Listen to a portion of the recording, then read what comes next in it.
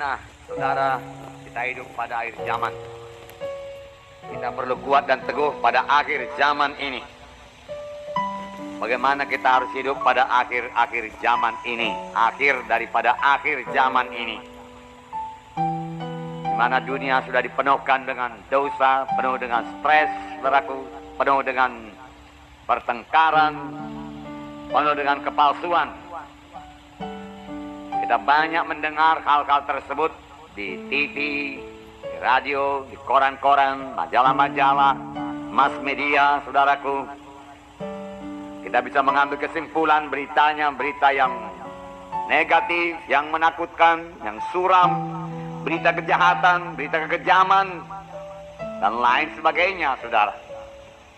Bagaimanakah kita menanggapinya sebagai anak-anak Tuhan?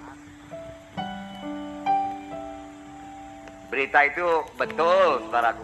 Tidak 100%, barangkali 80%. Jadi kalau memang dia menceritakan mengenai pembunuhan, kekejaman, memang itu terjadi, saudaraku. Nah, apakah itu menakutkan kita, saudaraku?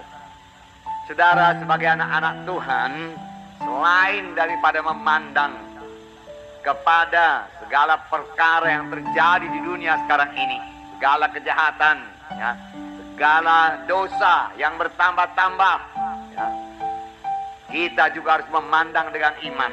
Kita perlu memandang kepada Tuhan kita yang besar, Tuhan Yesus yang hidup, ya, Tuhan Yesus yang mendengarkan doa kita dan menjawab doa kita.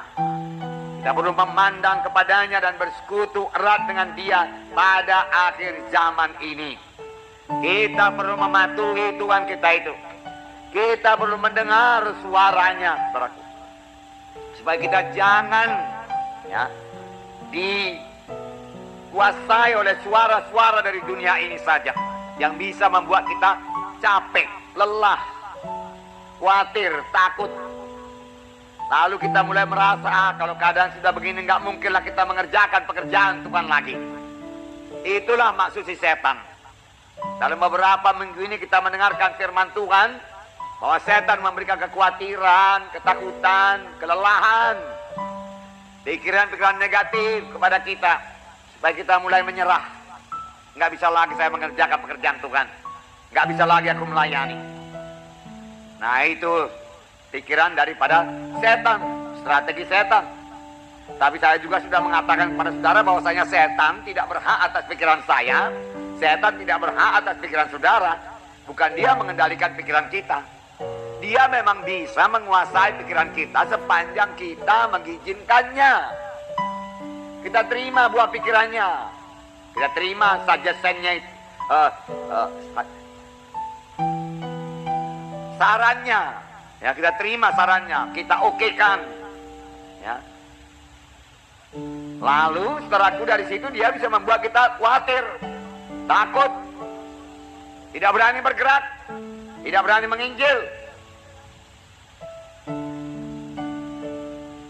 Tapi kita harus melihat kepada besarnya Tuhan kita itu, hebatnya Tuhan kita itu, dekatnya itu kepada kita, setianya kepada kita.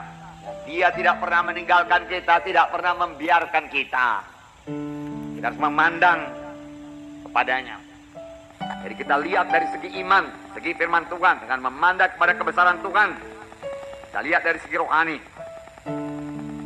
Kita percaya penuh bahwasanya bukan setan yang mengendalikan dunia ini. Amin. Ya, Tuhan Yesus yang mengendalikan dunia ini. Tuhan Yesus yang membangun sidangnya di dunia ini. Dan Tuhan Yesus berkata, pintu alam maut tidak bisa mengalahkannya. Kerajaan setan tidak bisa mengalahkannya. Jadi saya percaya penuh bahwasanya gereja pasti bangkit di akhir zaman.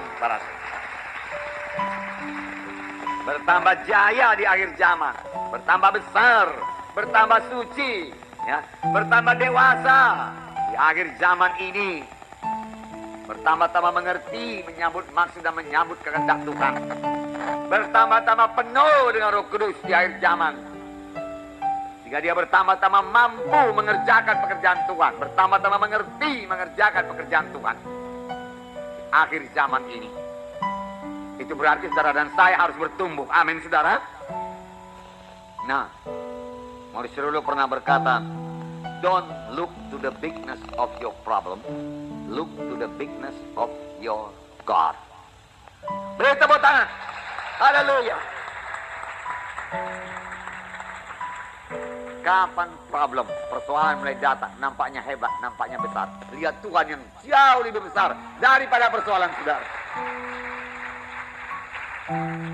Kapan orang-orang yang punya kuasa di dunia ini, saudaraku, mulai menghalangi pekerjaan Tuhan, pandang kepada Tuhan yang jauh lebih berkuasa daripadanya. Saudara, sebelum Tuhan Yesus naik ke sorga, dia mengucapkan satu perkataan yang sudah biasa saudara dengar. Tapi pada hari ini Roh Kudus menghidupkannya kepada saudara. Di mana Tuhan Yesus berkata, segala kuasa. Bukan sebahagian kuasa. Segala kuasa ada padaku, Tuhan Yesus berkata. Ada pada Tuhan kita Yesus Kristus, saudara. Segala kuasa. Dan itu diberikannya untuk gerejanya. Untuk kepentingan gerejanya. Gerejanya yang memandang kepadanya. Yang beriman kepadanya, saudara. Tidak bisa dikalahkan, saudara. Luar biasa menjadi anak-anak Tuhan. Segala kuasa.